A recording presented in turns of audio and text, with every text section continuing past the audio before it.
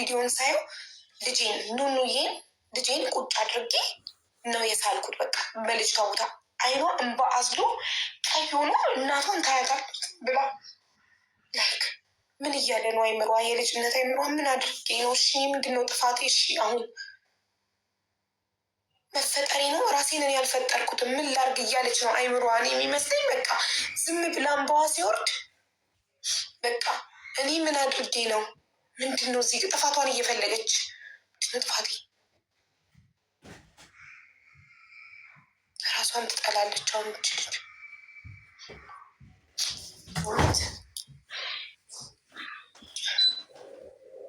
አትጠላ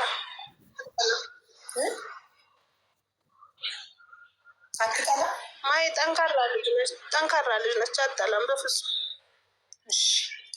ታምነኛል። ተናድጄ እንደሆነ በጣም ከፍቶኝ እንደሆነ ትረዳለሽ፣ ይገባታል። ልቤን አሞኝ እንደሆነ በቃ ውስጤ ታሞ እንደሆነ ይገባታል፣ ታውቃለች። በፍጹም ትናንትም ያው ሰዎችም አናግረዋታል፣ ያናገሯት ደውለውልኛል። አይ እናቴ ስለከፋት ነው እንጂ ትታኝ አትሄድም ትመጣለች ነው ያለቻቸው ለሰዎቹ። ይሄ ማለት ስለምትረዳኝ ያለውበት በቃ ህመሜ ስለገባት ማለት ነው። እና በፍጹም ራሷን አጠላብኝ።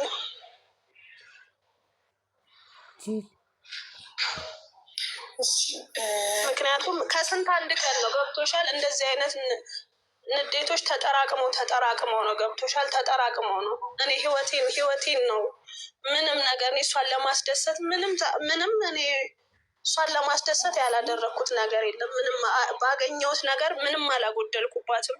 ምንም የኔ ጉደል እኔ ልጉደል።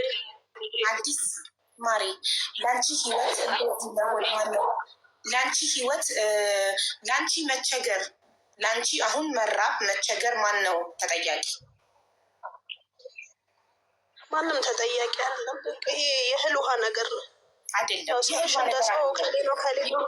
የእህል ውሃ ነገር አይደለም። እኔ ነኝ ተጠያቂ በይ እመኝ። መጀመሪያ ጥፋትሽን ለአንቺ ህይወት 18 ዓመት እስኪሞላሽ ድረስ ቤተሰቦች ይወቀሳሉ። ከ18 ዓመት በኋላ የእኛ ህይወት የእኛ ኃላፊነት ነው። ህይወታችን ምርጫችን ነው። ፈጣሪ እኮ ነፃነቱን ሰጠን፣ እድሉን ሰጠን እኮ ፈጠረሽ፣ ሙሉ ጤነኛ አደረገሽ፣ ሙሉ አካል ሰጠሽ ፈጣሪ። ከዚህ በኋላ ፈጣሪ ሊወቀስ የሚችለው እንዴት ነው? እንዴት ነው ፈጣሪ የሚወቀስ? እኔ እኮ ሰራሁልሽ አቡ፣ ሴትም ወንድም ሆኜ እኮ ነው ያልኩኝልሽ። ልጅነቴን እድሜን ሙሉ ሴትም ወንድም ሆኜ ነው ለራሴ እናት አባት ሳይኖረኝ ለራሴ እናት አባት ሆኜ በጣም ብዙ ለእናቴ ህይወትሽን መለወጥ ካልፈለግሽ ምክንያት ብትደረድሪ ይኸውልሽ፣ አዲስ ህይወቱን መለወጥ የማይፈልግ ሰው ምንም አይነት ምክንያት ቢደረድር ህይወቱ አይለወጥም። ጎዳና ላይ ተጥሎ ያደገ ልጅ ራሱን ካወቀ በኋላ ከሊስትሮ ጀምሮ ጥሮ ግሮ ሰርቶ ገንዘብ አጠራቅሞ ህይወቱን ለውጦ ዛሬ ላይ ሀብታም ይሆናል። እሱ የሰራው እኮ ይልሽ እኔ እኮ ቆሎ ከመሸጥ ልብስ በህይወት እስካለሽ ድረስ አታቆሚም። ስትከስሪ ከዜሮ ትጀምሪያለሽ። ሙሉ ጤነኛ እስከሆንሽ ድረስ፣ ሆስፒታል እስካልተኛሽ ድረስ፣ አካልሽ እስካልተቆረጠ ድረስ ስትከስሪ እንደገና ከዜሮ ትጀምሪያለሽ። ስትከስሪ እንደገና ከዜሮ ትጀምሪያለሽ። እስኪሳካ ድረስ አታቆሚም። ምክንያት የምታቀርቢ ከሆነ ግን መቼም አይሳካም። ነገም ስትከስሪ ምክንያት ታቆሚያለሽ። ነገም በምን ደግሜ እንደ ድሮ እኮ በ1 ሺህ ብር አይደለም ዘንድሮ ሰው ስራ የሚጀምረው። በ500 ብር ተነስቼ ስራ አልጀምርም። አሁን እኮ ኢትዮጵያ ውስጥ ጎመን መሸጥ እኮ አችም ጎመን አሸጭም እኮ በቃ ኢትዮጵያ እንዲሆናለች። የደሃ ሀገር አይደለችም ኢትዮጵያ። ኢትዮጵያ ውስጥ ጎመን ይዘሻ እኔ ያሳይሻለሁ ከፈለሽ። አሁን ወደ አዲስ አበባ ስመለስ ቪዲዮ ቀርጬ ማንም ጎመን ለመሸጥ መከራውን እየበላ ነው። እንኳን ሌላ ነገር መንገድ ላይ እንጀራ ከቤትሽ አብስለሽ ወጥተሽ እንጀራ መንገድ ላይ መሸጣል። ጉልት መሸጥ ጉልት ተብሎ የሚሰጠውና ሰው ያለበት ቦታ ለየቅል ነው። ሰው ያለው እዚህ ጋር ጉልቱ ያለው ታች። አዲስ አበባ እኮ እንዳልነበር ሆናለች። የድሮ አዲስ ከ5 ዓመት በፊት የምናውቃት አዲስ አበባ አይደለች። ማንም ሰርቶ የሚበላባት አዲስ አበባ። ኢትዮጵያ ውስጥ ጉሊት እየሸጠ የምትኖር እናት የለችም እያልሽ ነው? ሽንኩርት ድንች እየቸረቸረች የምትኖር እናት የለችም እያልኩሽ አይደለም እያልኩሽ እኔ በነበርኩበት እኔ አሁን ባለሁበት ሰፈር እንደ በፊቱ አይደለም። ስለሌላው ሰፈር አይደለም እኔ የማወራው ስለ ራሴ ሰፈር ነው። አሁን እኛ ሰፈር እንደዛ አይደለም። የሌላውን ሰፈር ደግሞ ሌላ ሰው ይናገር፣ የሚያውቅ ይናገር። እኔ በእኔ ሰፈር ግን እንደ ድሮ አይደለም። በቆሎ ወተን መሸጥ አንችልም። ቆሎ ቆልተን መንገድ ላይ መቀመጥ አይቻልም። ወይ ደግሞ መቀመጥ የምችይበት መንገድ ሰው የለውም። በዛ መንገድ ሰው አይተላለፍም። ሰው የሌለው ቦታ በክራይ ቤት ነው። ክራይ ቤት አይደል የምትኖሪ? ለምን ሰፈር አትቀይሪ? ኪራይ ቤት እኮ አይደለም፣ ባዶ ቤት ተጠግቼ ነው አሁን የምኖረው። አላልኩኝም እንዴ? ኪራይ አልቆ ብር ጨርሼ አሁን እዛው ኮንዶሚኒየም ላይ ባዶ ቤት እጣ ያልወጣበት ቤት ላይ ነው ያለሁት ለጊዜው ብያለሁ። ለምን ምንም አይነት መንቀሳቀሻ ነገር የለኝም። ምንም የለም። አንድ ልጅ ብቻ የምታሳድግ ተቀጥራ የምትሰራ እናት የለችም ኢትዮጵያ ውስጥ? ትኖራለች። አንቺ ለምን ታዲያ ያንን አልሞከርሽ ተቀጥሮ ለመስራት?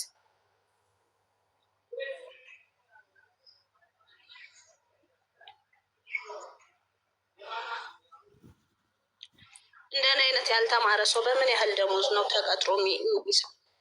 3,000 ብር 4,000 ብር። እኔ ልፈልግልሽ ያልተማረም ሰው እኔ ራሴ ነው የሚሰራው። ከሰራውም የራሴ ነው። ልጅነቴ የበላው የሰው ቤት ስራ በቃ አልሰራም። ሰው ቤት በቃ እኔ ይቅርታ አድርጉልኝ። እኔ አሁን በቃ ማርያም በቃ እናንተም ጋር ልወጣ ነው። በቃ እግዚአብሔር ይስጥልኝ ስላዋራችሁ ስለሰማችሁ አመሰግናለሁ። ግን ማለት እኔ ራሴን ነው በቃ ከሰራውም የራሴን ነው። በራሴ ነው የምሰራው። ቤቴ ውስጥ ልሰራ የምችለውን ስራ ነው የምፈልገው። ቤቴ ቁጭ ብዬ በቃ ራሴ ልብስ ማጠብኩ ምንም ማጠብኩ እኔ ራሴ ቤቴ ውስጥ ከራሴ ጋር እየዋልኩ የምሰራው ስራ ነው የምፈልገው። ለምሳሌ አገልግልም ሊሆን ይችላል። ምንም ይሆን ቤቴ ልሰራ የምችለው ስራ ነው እኔ መስራት የምፈልገው። እኔ በፍጹም ተቀጥሬ መስራት አልፈልግም። ስለማትፈልግ እኔ የራሴ ከሰራ እግዚአብሔር ካረገልኝ የራሴ የቅጥር ስራ እኮ አቡ አልተረዳሽም። አያኖርም። የቅጥር ስራ አያኖርም። ጤፍ ቢገዛ ዘይት አይገዛም። ዘይት ቢገዛ በርበሬ ሽሮ አይገዛም።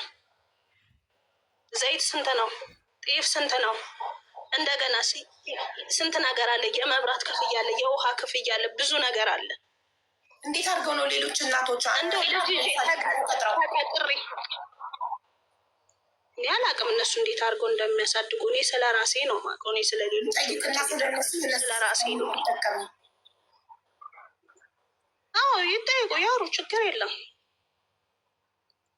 ችግር የለውም። ምን ይጠይቁ፣ ያው ሁሉም ሰው ያውራ ራሱ እንዴት እንዳሳደገ ታውቀው። ልክ ነው። ስለዚህ የልጅሽ ጥፋት ምንድን ነው?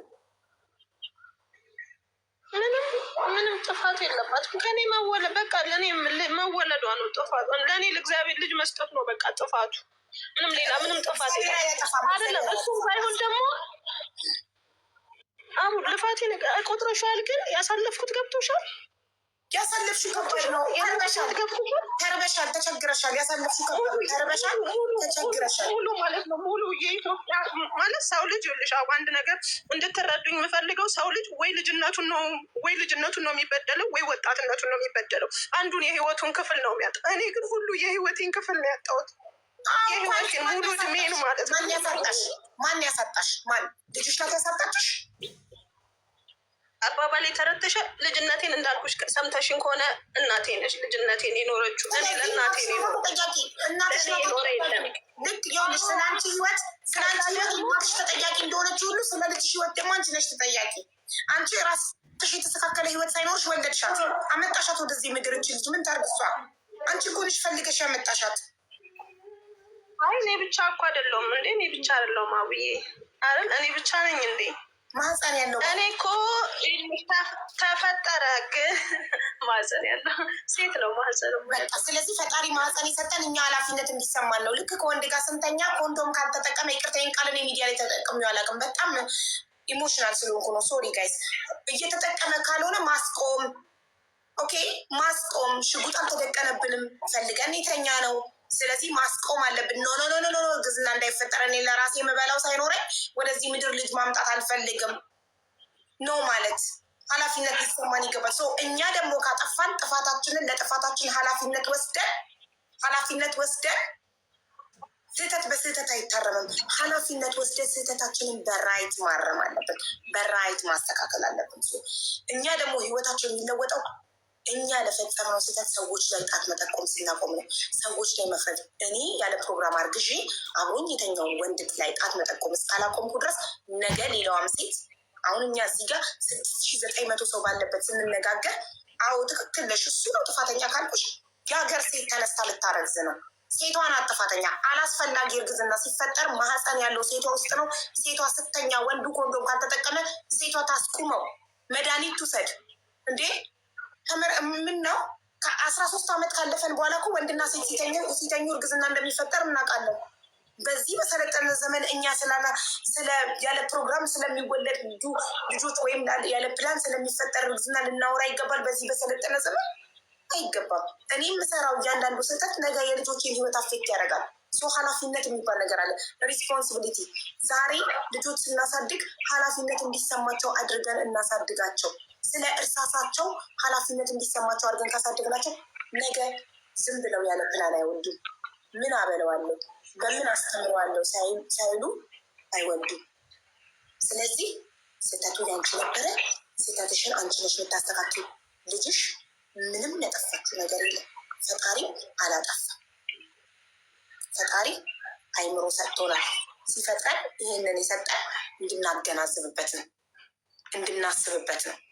ምንም ነገር ከማድረጋችን በፊት አይናችን እያየ ገደል ውስጥ ዘለን እየወጣ ፈጣሪ ሆይ ለምንድን ነው ስዘል ያላስቆምከኝ አንልም። እንድናይ አይን ሰጥቶናል፣ ገደሉ እንዲታየን፣ እንደገና እንድናገናዝብ ገደሉ ውስጥ ከገባው ምንድን ነው የሚፈጠረው የሚለው እንድናገናዝብ አይምሮ ሰጥቶናል። ጨረሰ ስራውን ፈጣሪ እንጂ እኛ ዘለን ጓሮ ተቀምጠን እባቡ ሊነድፈን እየመጣ ቆይ ፈጣሪ እባቡን ይጠራውና ወደዛ ይወስደዋል ብለን አንጠብቅ። አይምሮ ሰጥቶናል። እሱ አይምሯችንን እንጠቀምበት። ሁላችንም ስህተታችንን አምነን ስንቀበል ነው ስህተታችንን ለማረም ህይወታችንን ለማስተካከል እርምጃ መራመድ የምንጀምረው። አንቺ ነሽ የተሳሳትሽው፣ ስህተትሽን አንቺ ታስተካክያለሽ። ማህሌት 11 ዓመት ከመድረሷ በፊት ልጃዝዬ እኮ ልብስ አጥቤያለሁ፣ ልጃዝዬ እኮ አሻሮ ቆልቻለሁ፣ ልጃዝዬ ቆሎ ሽጫለሁ እኮ በቃ አንድ ደሃ። እኔም እኮ ልጃዝዬ ልጅ ታስሎ የሚሰራውን ስራ ሁሉ ሰርቼ ነው እዚህ የደረስኩት። አሁን ግን እንደ በፊቱ ይኸውልሽ እኔ ወገቤ በጣም ያመኛል፣ ሲጀመር በጣም ያመኛል። እኔ የራሴን አንድ ልብስ አጥቤ ቀና ስል ያመኛል። እኔ አሁን ሰው ቤት ላይ ተቀጥሬ ጎንበስ ቀና ብዬ መስራት አልችልም። አንደኛ ሞራሉም የለኝም። በቃ እኔ ደክሞኛል። ገብቷችኋል? ደክሞኝ ነው። እኔ ለማንም ከዚህ በኋላ ታዝዤ መኖር አልፈልግም። በቃ የለም የመታዘዝ ሞራል የለም። 0.5 ሳንቲም እኔ ህይወት ውስጥ የለም። እኔ ህይወት ውስጥ የማንም ሰው 75 ሳንቲም የለም። ለልጄ አንድ ሰው ልብስ ገዝቶላት አያውቅም። አንድ ሰው ጫማ ገዝቶላት አያውቅም። በቃ እኔ አሁን በቃ እኔ በፍጹም እኔ ተቀጥሬ የሚታዘዝ አእምሮ የለኝም። በቃ እኔ በራሴ ሳዜ ነው። በቃ ለመስል ከትንሹ ጀምሬ ምንድን ነው የምትፈልጊው? አዲስ ምንድን ነው የምትፈልጊው? አንቺ አሁን የምትፈልጊው ነገር ምንድን ነው የምትፈልጊው? እኔ በቃ የራሴን ስራ ነው፣ ምግብ ቤቴን ነው መልሼ መስራት የምፈልገው። እኔ ሌላ ምንም አልፈልግም። ምግብ ቤትሽን ብዙ አልፈልግም። በቃ ትንሽ የቤት ኪራይ የሚሆንና ምግብ ቤቴ ስንት ይፈጅብሻል? ያለቀው አሁን አላውቅም። እኔ ይሄን ያህል ብዬ ተመን አላወጣም። አቡ እኔ በቃ ሰው ያገዘውን ቢያገዘኝ እኔ እንዴትም አድርጌ መስራት እችላለሁ። ግን የራሴን ነው መስራት የምፈልገው። በቃ በአጠቃላይ አቡ እኔ ይሄን ያህል ብዬ ብር አላወጣም። ትንሽዬ ስንት እንደሚከፈት ይንገሩሽ አሉ የሚያውቁ አዲስ አበባ። እኔ በጣም ትንሽዬ ሽሮ ቤት ነው የምፈልገው። 3x3 የሆነች ትበቃኛለች። እኔ ሰፊ ነገር አልፈልግም። ራሴ የምሰራው ነው። በቃ ራሴ እኔ አንድ ሰው ሊሰራው የሚችለው ስራ ነው እንዲኖረኝ የምፈልገው። በቃ እኔ ብዙ ነገር አልፈልግም። ትንሽ ነው፣ ትንሽ መደገፍ ነው የምፈልገው። በጣም ትንሽ፣ በትንሹ ነው መደገፍ። ብዙ አልፈልግም። ልክ ሰው እንዴት ነው እንቅፋት ሲመጣው እኔን እንደሚለው በቃ የሆነ አንድ ሰው ነው በቃ እንዲደግፈኝ። እኔ ብዙም ሰው አልፈልግም። ትንሽ ነው፣ እኔ ትንሽ ነው አቡ፣ በቃ ትንሽ ነው። እኔ ብዙ አልፈልግም። መጀመሪያ ስለ አንቺ በደንብ እናጣራ።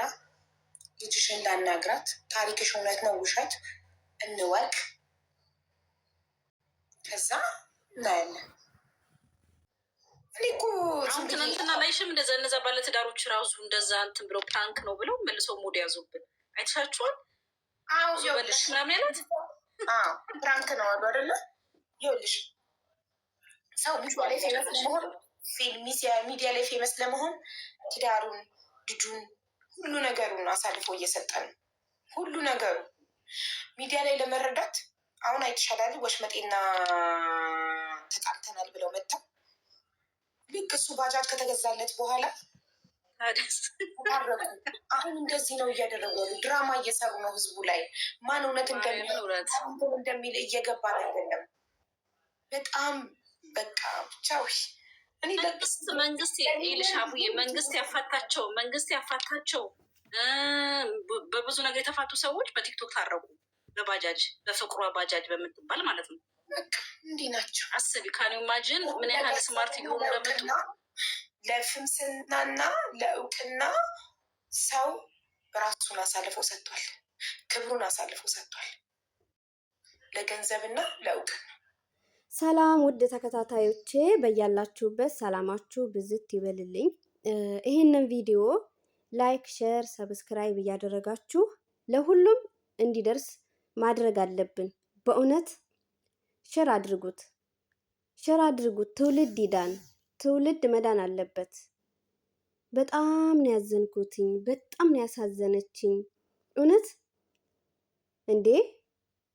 ለውቅና እንዴ ለውቅና እውነትም ሀቢባ እውነቷን ነው። ወሽመጤና ልጅቷ እንግዲህ በቁርባን ነው የተጋቡት። አስቡት፣ ባጃጁ ሲገዛ በቲክታክ ነው የታረቁትኝ። እውነቷን ነው ሀቢባ።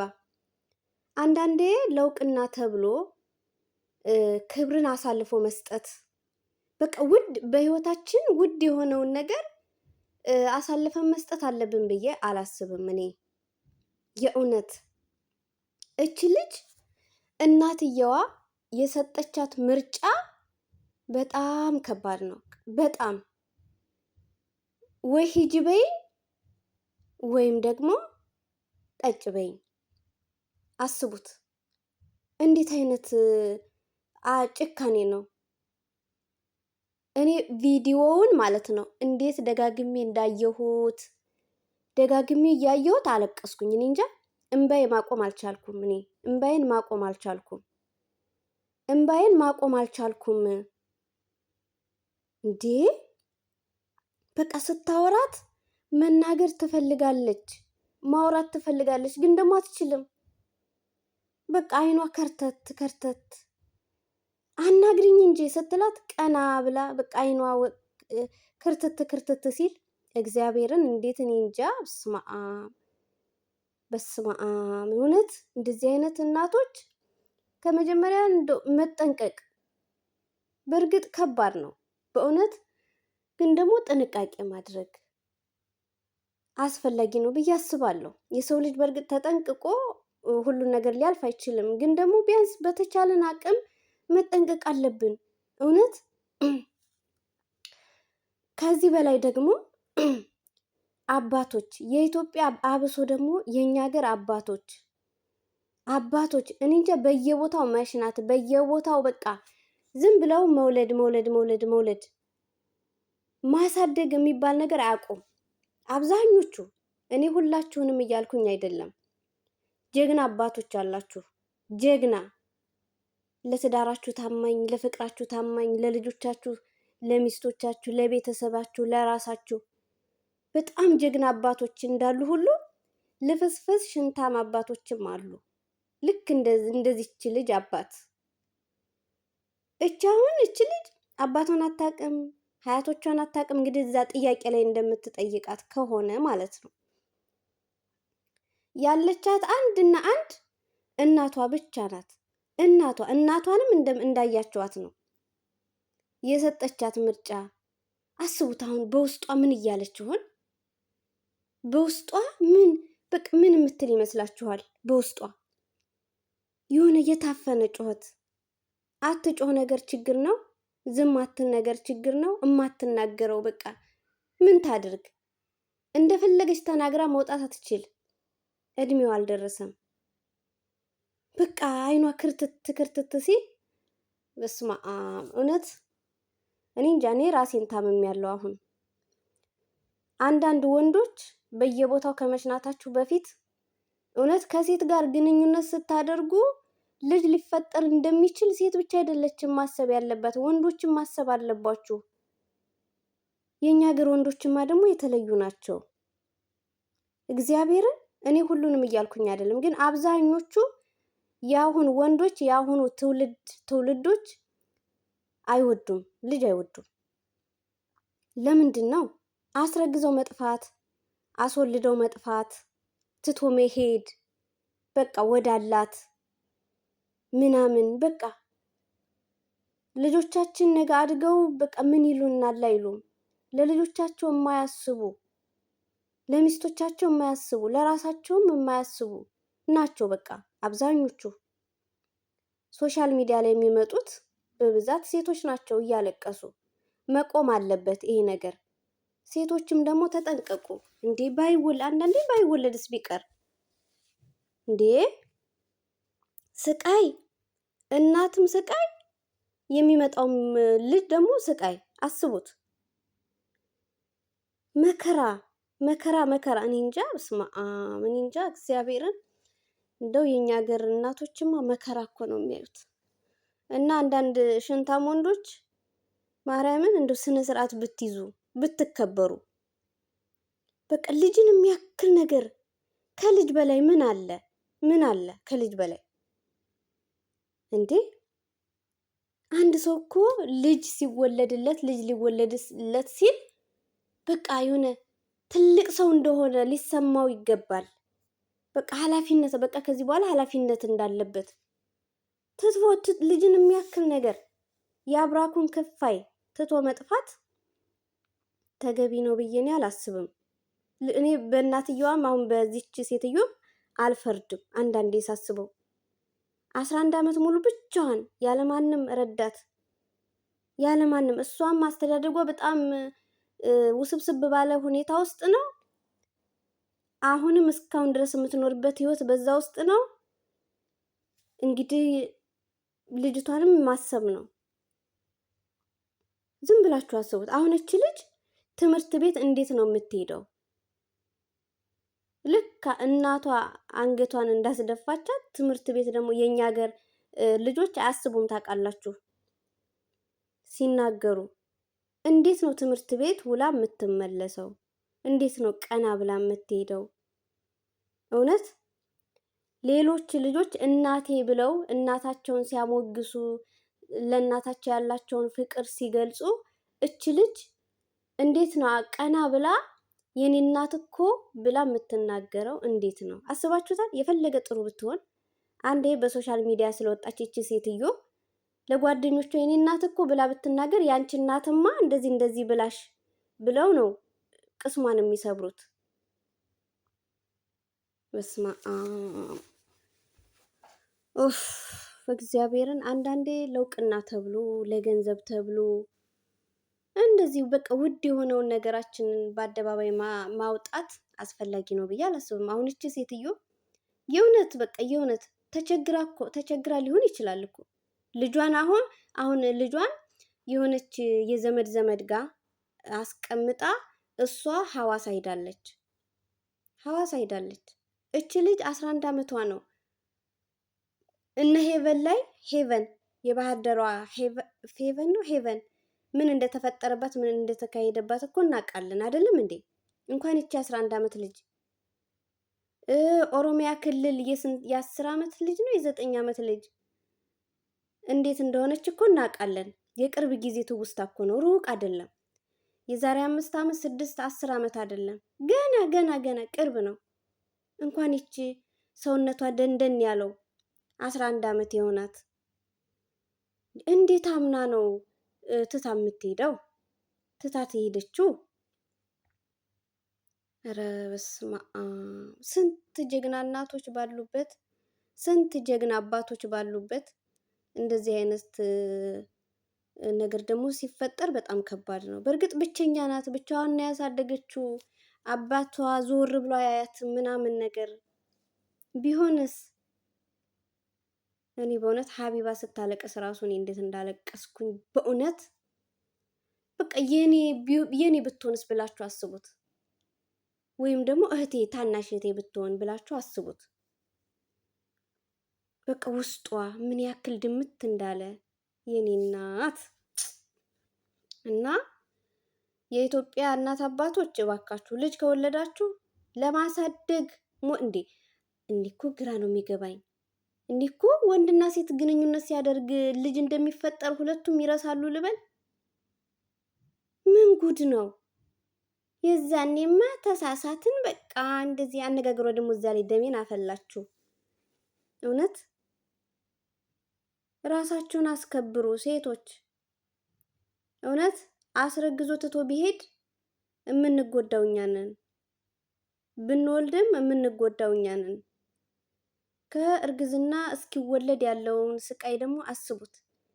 ከተወለደ በኋላ ደግሞ ራስን ለመጠገን ከዛ ደግሞ ለተወለደው ልጅ ምን እንደሚያስፈልገው ለኛ እሱን ሁላ ማሰብ አለባችሁ። ዝም ብላችሁ ወንድ ላይ አትንጠልጠሉ። ራሳችሁን እኔ ልንገራችሁ፣ ሀቢባን እነዚህን ጆከር ምናምን አይደግፏትማ። የግል ችግር ስላለባቸው ነው ከሀቢባ ጋር። እኔ ሀቢባን ከድሮ ጀምሮ ገና ቲክታክ ስትጀምር ጀምሮ እከታተላታለሁ። የምትናገረው ነገር ትክክል ነው። ትክክል ናት። በቃ ትክክል ናት። አብሶ ለሴቶች የምትመክረው ምክር፣ ለሴቶች የምትናገረው ንግግር ለኔ ሁሌም ትክክል ናት። አንዳንዶች የራስሽን ወልደሽ እኛ እንውለድ እንዴ ምናምን የምትሉ አላችሁ እንዴ። ድሃ ሁነን አንወልድም እኮ አይደለም። ቢያንስ አንድ ልጆች እና ሁለቱም እናትም አባትም ያስፈልጋቸዋል። ድሃ ከሆንክ አትውለድ፣ ድሃ ከሆንሽ አትውለጂ እንደዛ ያለ የለም። ቢያንስ እናት አባት አንድ ላይ ከኖሩ ልጅ ቢወለድ ቢያንስ የዕለት ጉርስ አያጣም። ከፍቅር ጋር ለዛውም የእናት አባቱን ፍቅር እያገኘ ማለት ነው። የእናት አባትን ፍቅር እያገኘ ማደግ የፈለገ ድህነት ቢኮን የዕለት ጉርስ ካላጣ ከእናት አባቶቹ ጋር ካደገ አንድ ልጅ ከዚህ በላይ ምን ደስታ አለ?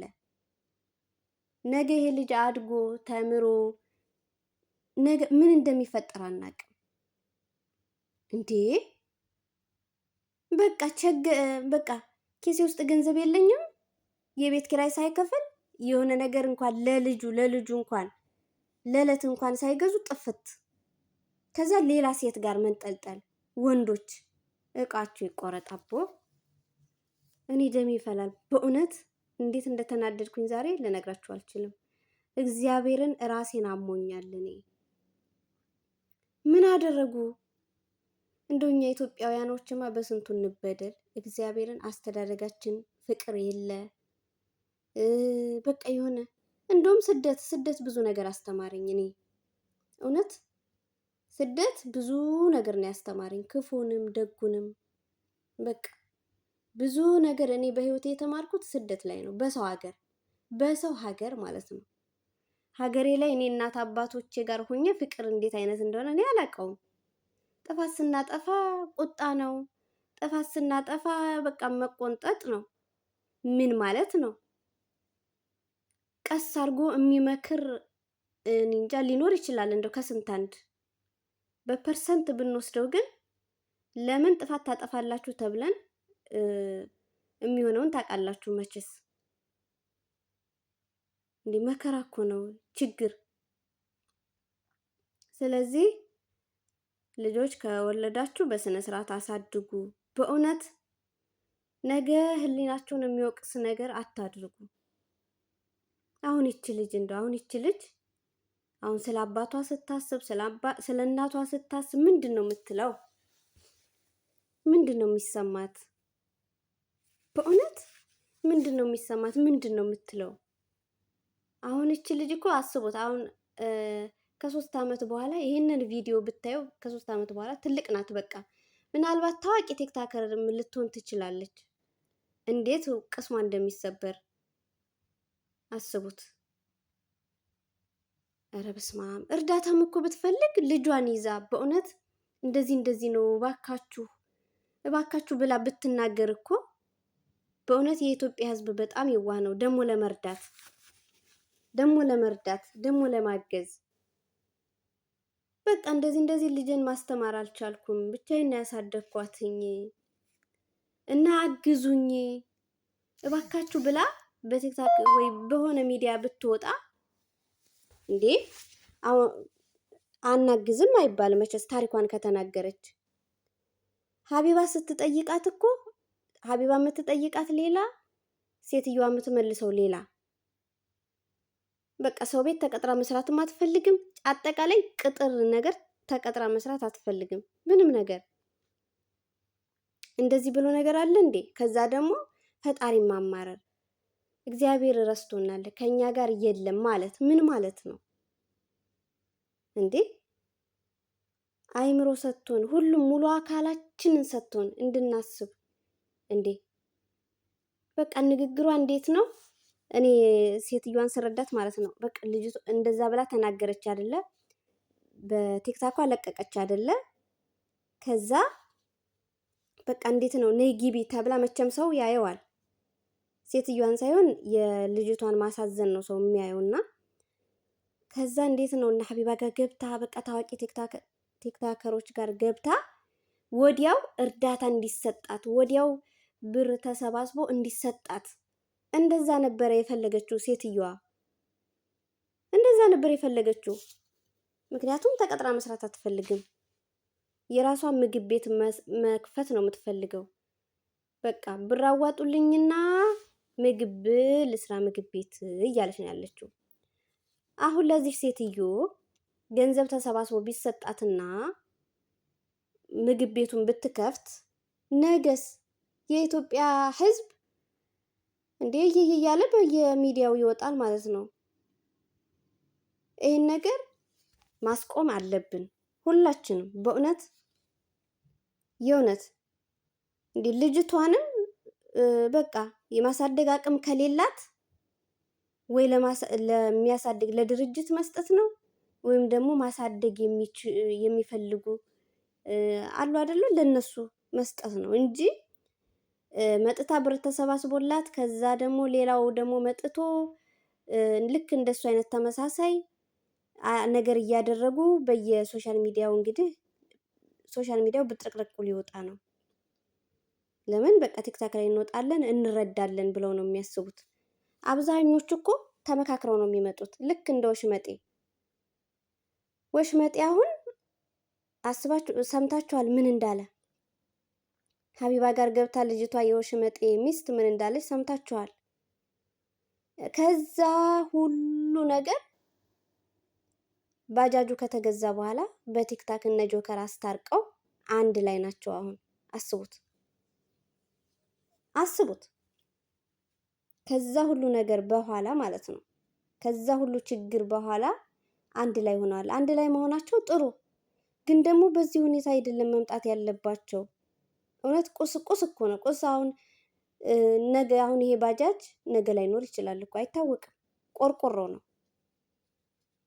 ለገንዘብ ተብሎ ክብርን መጣል፣ ለገንዘብ ተብሎ ክብርን አሳልፎ መስጠት እኔ እንጃ በጣም ከባድ ነው እንዴ። እኛ ወደን ነው እንዴ አረብ ሀገር ሰው ቤት የምንጠገረረው? ውዶቼ መለመን ወጥተን ማልቀሳቀቱን ነው እንዴ? አይደለም፣ ግዴታ መስራት አለብን። በህይወት እስካለን ጤነኛ እስከሆነን ድረስ መስራት አለብን። መስራት እንዲህ ስንት እናቶች ናቸው በጀርባቸው አዝለው ልብስ የሚያጥቡ፣ በጀርባቸው አዝለው ቤት የሚያጸዱ፣ ምግብ የሚሰሩ ስንት ጀግና እናት ባለበት ሀገር ኢትዮጵያውያን እናቶች ጀግኖች ናቸው። ጀግኖች ከባል ጋርም እየኖሩ ጀግና ናቸው። ሲንግል ማምም ሆነው በጣም ጀግና ናቸው። በጣም እኛ እኮ ግራ ገባን እኮ አብሶ ይሄ ቲክታክ ከመጣ በኋላ በዚህ 2 ዓመት ውስጥ እየተፈጠረ ያለው ነገር የማይሆን ነገር ነው በጣም። ምናልባት ከልጅቷም ጋር እኮ ምናልባት እኮ ተመካክረውም ሊሆን ይችላል ውዶች፣ አይመስላችሁም? ግን በቃ የልጅ ሁኔታዋ እናቷ ስታወራት ቀና ብለሽ አውሪኝ መልሽልኝ ምናምን ስትላት በቃ እዛ ጋ እንዴት ነው ፊት በቃ ይሁን አስተያየቷ ይሁን ፊቷን አጣጣሏ ምናምን በቃ እሱ ነው እውነት ያስመሰለው እንጂ እውነት አንዳንዶቹ ተነጋግረው ነው እንደዚህ የሚያደርጉት። ፍቅረኛሞቹ ነው ተጣላም ብሎ ይመጡና ከዛ ወይ ፎሎ ሰብስበው ይወጣሉ ወይ የሆነ ነገር ጊፍት ነገር ወይ የሆነ እንደዚህ ናቸው በቃ ያሁኑ ወጣት። በእርግጥ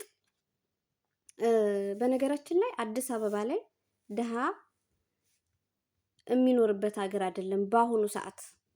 ድሮ ነበረ፣ ድሮ ቀረ ድሃ የሚኖርበት። ድሮ ልብስ የሚሸጡ ለምሳሌ ኮንትሮባንድ ነው የሚባለው መንገድ ላይ ዘርግተው የሚሸጡት እነሱ ይሸጡ ነበረ። ጫማ የሚሸጥ ጫማ፣ ልብስ የሚሸጥ ልብስ መንገድ ላይ ዘርግተው መሸጥ ይችሉ ነበር። አሁን ደግሞ እንደዛ የለም ተከልክሏል አሉ። ተከልክሏል፣ እንደዛ መሸጥ አይቻልም። ይሄ አሁን እንግዲህ በአንዲት ደሃ ሀገር ላይ ግዴታ እንዴት ነው መንገድ ላይ ምንም ነገር መኖር የለበትም የሚባለው አባባል እኔ የሚሰራ አይመስለኝም። መንግስት ቢሰማ ይሄን ነገር ቢያስተካክል ጥሩ ነው። ሊስትሮ የሚጠርጉ ሰዎች ራሱ ግብር ይከፍላሉ። ይሄ አግባብ አይደለም። ማርያምን ጭራሽ አግባብ አይደለም። አስቡት። አሁን ድሮ እናቶች አዲስ አበባ ላይ እንጀራ እቤታቸው ጋግረው መንገድ ዳር ቁጭ ብለው እንጀራ፣ ዳቦ፣ አምባሻ፣ ቦምቦሊኖ ምናምን ይሸጡ ነበረ። አሁን እንደዛ የለም። መንገድ ዳር መሸጥ አይቻልም። ቁጭ ብሎ መሸጥ አይቻልም። ክልክል ነው። መንግስት ከልክሏል። እኔ ሰምቻለሁ። እቺ ሴትዮዋን ስታወራ ሰማት። አዲስ ነው ስሟ።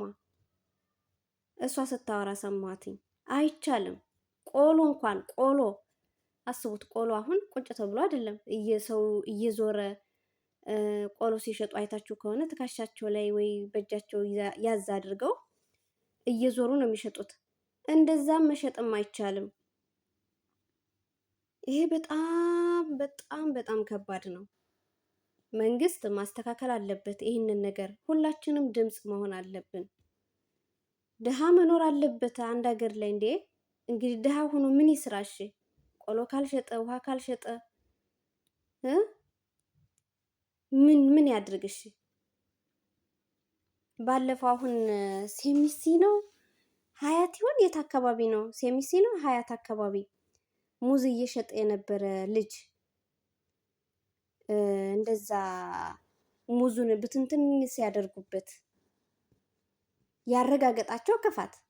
እውነት እግራቸውን አንስተው ሙዝን የሚያክል ነገር እንዴት ነው ክምብል ሲያደርጉት በእግራቸው? ሙዝ፣ ብርቱካን ምናምን የሚሸጡ ጋሪ እየገፉ በጋሪ እንኳን ሙዝና ብርቱካን እንኳን መሸጥ አይቻልም ኢትዮጵያ ውስጥ። አብሶ አዲስ አበባ ውስጥ ዋና ከተማ ላይ መሸጥ አይቻልም፣ ተከልክሏል አሉ። ማርያምን ሰምቻለሁ። እንዴት በእግሩ እንደገለበጠው ያን ሙዝ መቼም ያላየ ሰው አለ ብዬ አላስብም። እንዴ ድሃ እንዴት ነው የሚኖረው? እሺ ምን ይስሩ? ምን ይሰራ? ጉድ እኮ ነው። ለምሳሌ ማታ ምንድነው ስኳር ድንች፣ ይሄ ኖርማሉ ድንች፣ በቆሎ፣ ቺፕስ መንገድ ላይ ይሸጣል አይደለ? መንገድ ላይ ይሸጥ ነበረ ድሮ። አሁንም አለ አልፎ አልፎ፣ ግን ብዙ አይደለም። አሁን ድሮ ለምሳሌ ክረምት ላይ ውዶች የምታስታውሱ ከሆነ በቆሎ እሸትና ስኳር ድንች መደዳውን ተቀምጠው የሚሸጡ እናቶችም ወጣቶችም ነበሩ። ማታ ማለት ነው። አሁን የለም፣ እንደዛ መሸጥ አይቻልም አሉ፣ ተከልክሏል። ስለዚህ ኢትዮጵያ ውስጥ ብዙ ከባለ ሀብቱ ይልቅ ድሃው ነው የሚበዛው። ድሃ እንዴት ነው የሚኖረው ነው? እንዴት ነው አሁን እቺ ሀቢባ ጋር የቀረበችው አዲስ ስታወራ ስሰማት በቃ ምንም ጉሊት ራሱ ለመሸጥ በጣም ከባድ ነው አለች። ለመጀመር እንግዲህ ጉሊት ለመጀመር ድሮ ማርያምን ትንሽ ነገር ነበር የሚበቃው። አሁን እንደዛ የለም። በጣም ውድ ሆኗል። በጣም እንዴ! ድንች 1 ኪሎ ስንት ነው? ምንድነው ይሄ ሽንኩርት፣ በቃ አጠቃላይ ጉሊት ላይ የሚሸጠው ነገር በጣም ውድ ነው። በጣም እውነቷን ነው። አሁን ቅድም የተናገረችው ንግግር ድሃ አጠቃላይ ድሃ የሚኖርበት ሀገር አይደለም ኢትዮጵያ ብላለች። እውነቷን ነው። ግን ደግሞ ድሃ አለ። መከራ እኮ ነው። እግዚአብሔርን እንዴት ተሯሩጦ ሰርቶ ልጁን ካላስተማረ እንግዲህ ህይወቱን ካልኖረ እንዴት ነው የሚኮነው? ምንድን ነው የሚደረገው? ግፍ ነው። እግዚአብሔርን ግፍ ነው። ግፍ ነው። እስማ አብሶ በዚህ 5 ዓመት ህዝባችን እያየ ያለው ነገር እኔ እንጃ። እኔ ተገቢ አግባብም አይደለም ተገቢም አይደለም። በጣም በቃ ስቃይ ነው። ኧረ በስመ አብ ወወልድ ወመንፈስ ቅዱስ። እና እባካችሁ አባቶች፣ እንደው አባቶች በትዳር ውስጥ እንኳን አብራችሁ መኖር ባትችሉ እንኳን በውጭ በቃ ከምትሰሯት ከምታገኟት ላይ ቢያንስ ለልጆቻችሁ ተቆራጭ ማድረግ አለባችሁ። ውዴታ ሳይሆን ግዴታ ነው። ግዴታ ነው። እግዚአብሔርን እንዴት አያስብም? እንዴት ነው ልጅ እንደው አንድ አባት ልጅ እንዳለው እያወቀ እንዴት ነው ልጄ ምን በልታ ይሆን ሊል የማይችለው? እንዴት ነው የማይለው? ልጄ ቸግሯት ይሆን ልጄ ልክ አሁን እንዴት ነው ምግብ ሊበላ ሲል እንዴት ነው የማያስታውሰው ልጁን? እኔ እዚህ ጋር ምግብ እየበላው ነው ልጅስ እንዴት ሆነ ይሆን ብሎ ደውሎ እንኳን አይጠይቅም። ኧረ ተው ተው ተው ተው። አንዳንድ አባቶች በነገራችን ላይ ኢትዮጵያ ውስጥ የሚኖሩት ብቻ ሳይሆኑ ከኢትዮጵያ ውጭ የተለያየ ሀገር ላይ እንደዚህ ኢሮፓ ሀገር የሚኖሩት የትም መሄድ አይችሉም። የትም እስከወለደ ድረስ አንድን ልጅ ወልዶ በራሳቸው ፍቃድ ወደዚህ ምድር እስካመጧት ድረስ እናትም አባትም ልጆቻቸውን የማሳደግ የመንከባከብ ግዴታ አለባቸው። ግድ ነው። እኛ ሀገር ግን ያው ህጉም ዝም ብሎ የላላ ስለሆነ ምን ያርጉ? በዛ ላይ ደግሞ አብዛኛው ሴትና ወንድ ኢትዮጵያ ውስጥ የሚጋቡት ያለ እንትን ነው፣ ያለ ወረቀት ያለ ፊርማ ነው። ለምን እንደሆነ አላውቅም። ፊርማ ከሌለ የለም እንዴ! በፊርማ ተጋቡ። ስትጋቡ በ80 ተጋቡ። ምን ጉድ ነው? ዝም ብላችሁ በቃ ወንድ ስታገኙ ሄዳችሁ የምትንጠለጠሉ ሴቶች፣ ሴት ስታገኙ የምትንጠለጠሉ ወንዶች ብትከበሩ ጥሩ ነው። በእውነት መከበር በከንፈር ነው። ተከበሩ። ክብራችሁን አሳልፋችሁ አትስጡ። አሁን ይቺ ልጅ እግዚአብሔርን እኔ እንጃ፣ እኔ ሳስባት እስማ ከባድ ነው። በቃ ለአባቷ ያላት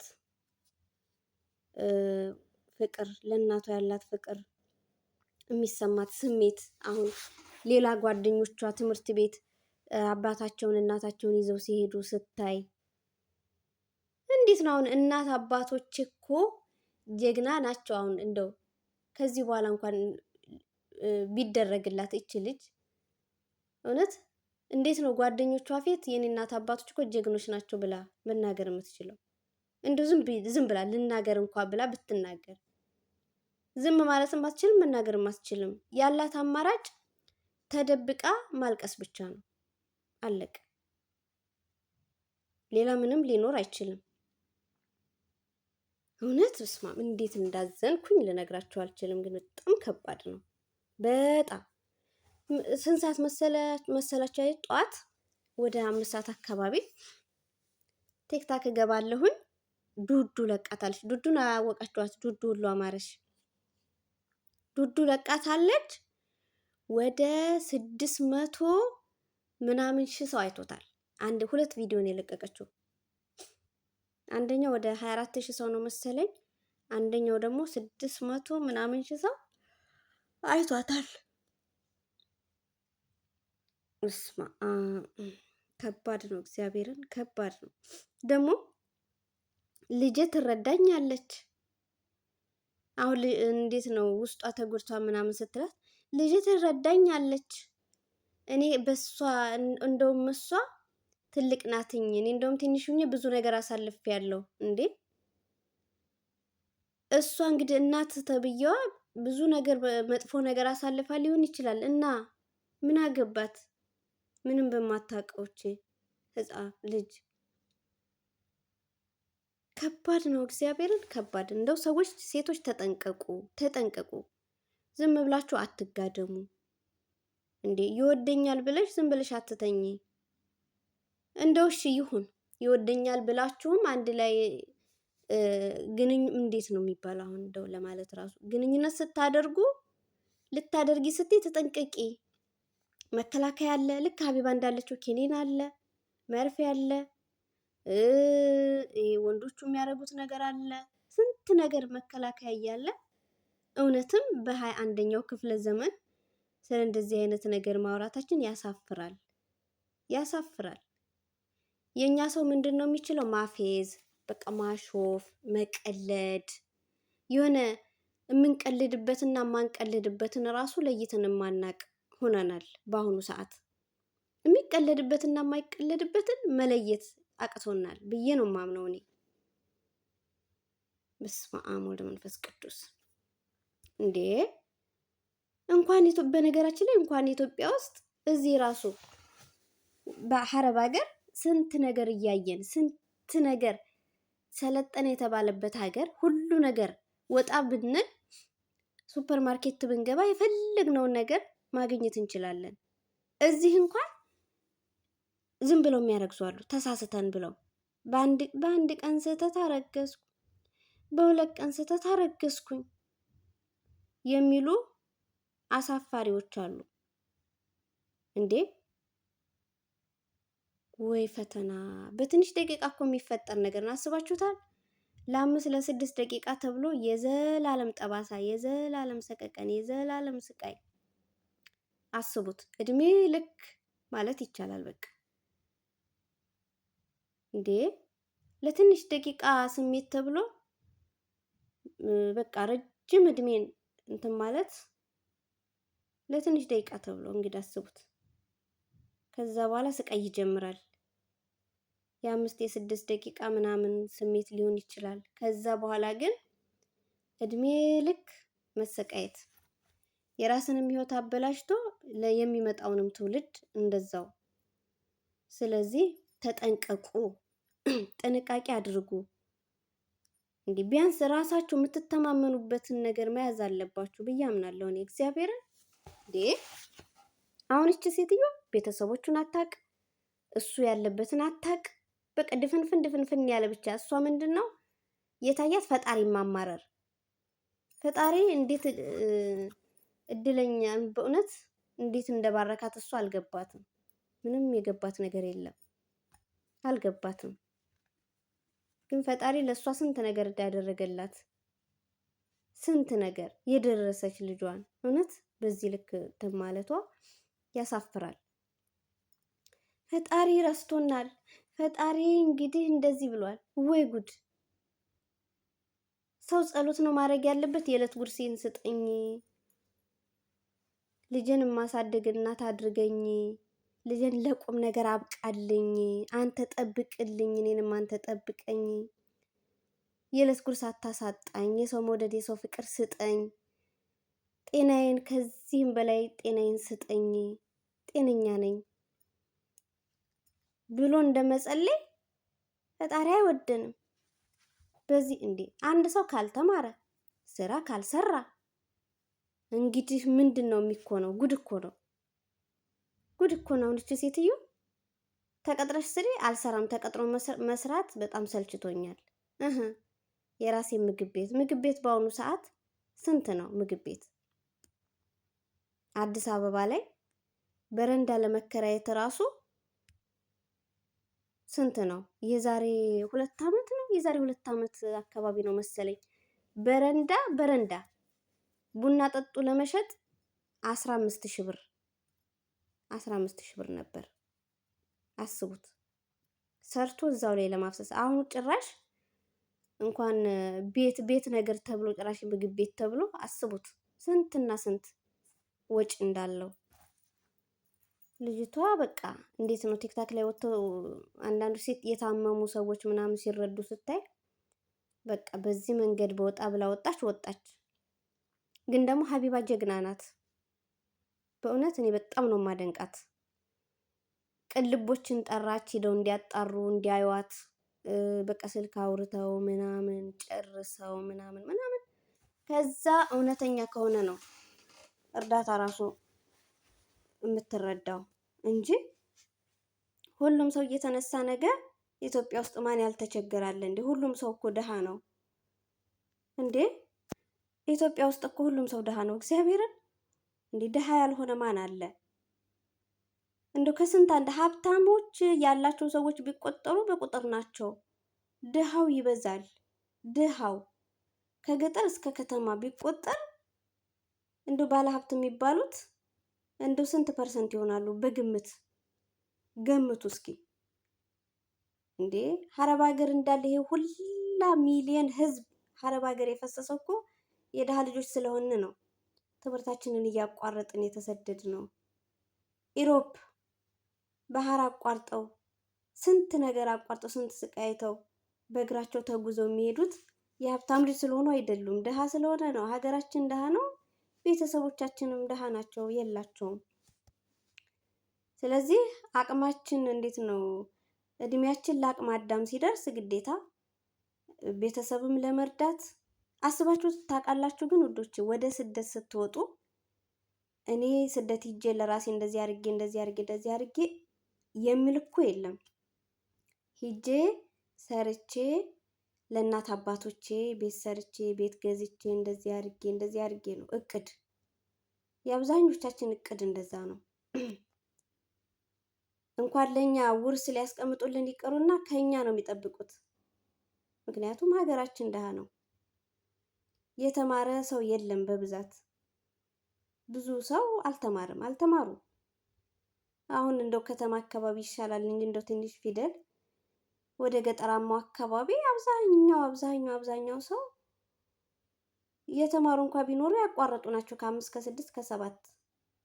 በአሁኑ ትውልድ ደግሞ ቢያንስ እስከ 10 11 12 ተምሮ አቋርጠው ወደ ስደት እንደዛ ነው። እና